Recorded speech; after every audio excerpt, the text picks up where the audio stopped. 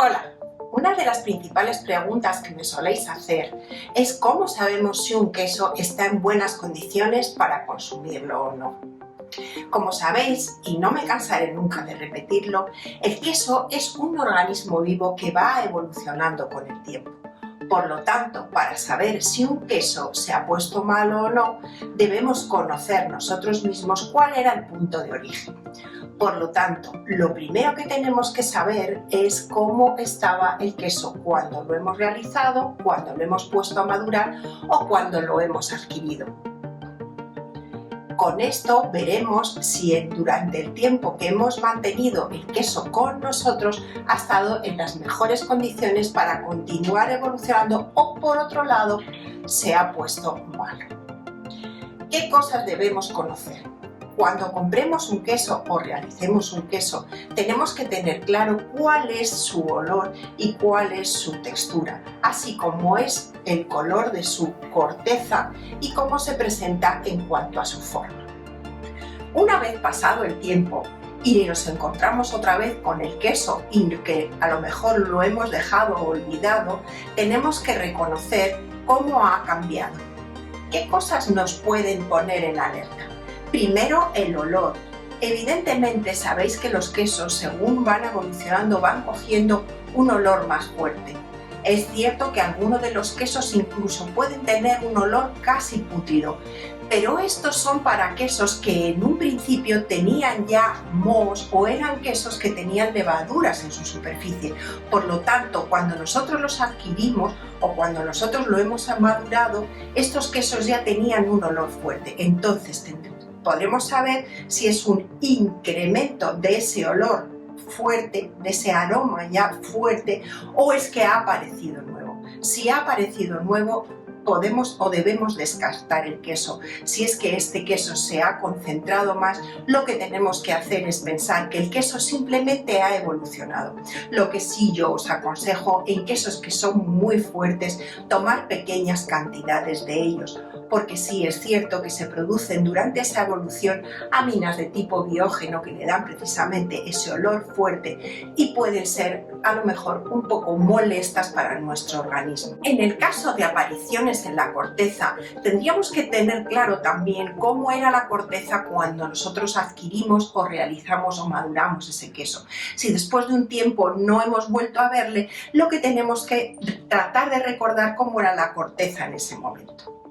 En principio, quesos que tenían la cubierta de moho, es natural que este moho se haya recubierto no solamente en la parte que estaba de la corteza, sino en las zonas de corte. Esto pasa mucho, por ejemplo, cuando compramos un brie o compramos un camembert, que cortamos un pedacito, está el queso justo en ese corte, y si lo dejamos en la nevera durante ese tiempo, la corteza también vaya a la parte del corte y aparezca todo el queso recubierto de moho.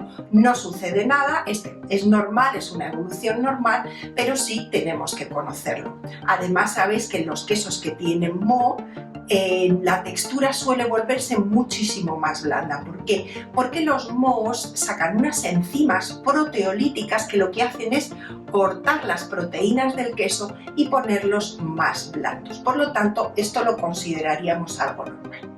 En quesos de pasta dura que no van recubiertos de moho, cuando el queso se pone blando, esto es mala señal. Además, esta textura más blanda normalmente va acompañada de un olor ciertamente muy fuerte. Estos quesos yo los desecharía.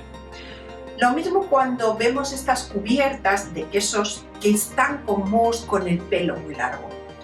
El moho que tiene el pelo largo suelen ser de tipo Marien aspergillus y pueden ser dañinos. Yo estos quesos que tienen estas cubiertas con estos mohos, con este pelo tan largo, los desecharía. ¿De acuerdo? Los mohos que son más planos y son de un color verde y son quesos y aparecen en quesos de pasta dura, podemos simplemente rasparlo, cortar no solamente la zona del moho, sino por lo menos unos milímetros también hacia adentro y hacia alrededor de donde está la mancha, y podemos consumirlos sin problemas, siempre y cuando veamos que ese moho ha quedado, digamos, encastrado en una sola zona y es planos. El hecho de que un queso se ponga malo o no depende mucho de la conservación que tengamos de ellos. Por eso es muy importante cuando compremos un queso o cuando ya tengamos un queso lo suficientemente maduro y queramos consumirlo ya, es conservarlo siempre en la nevera y más bien cerrado. Los quesos de pasta dura es ideal meterlos al vacío porque así pararemos completamente su evolución, lo dejaremos aislado de las bacterias que pueda haber en la nevera y será la mejor manera de conservarlo. Si no podemos meterlo al vacío, sí que es bueno untarles mantequilla en las zonas de corte y cerrarlos en un envoltorio lo más hermético posible para que así paremos completamente la evolución. En los quesos de pasta blanda y quesos con moho tenemos que hacerlos o comprarlos pensando que lo tenemos que consumir por lo menos dentro de los próximos 10 días, a no ser que queramos nosotros que el queso siga evolucionando y tener un queso cada vez más fuerte. Por lo tanto, son quesos que no se deben de almacenar durante mucho tiempo, sobre todo porque el grado de maduración o la velocidad de maduración es muy rápida. Por lo tanto, cuando adquiramos los quesos tenemos que pensar cómo los vamos a conservar para evitar precisamente el tener que decidir si el queso se ha puesto malo o no se ha puesto malo.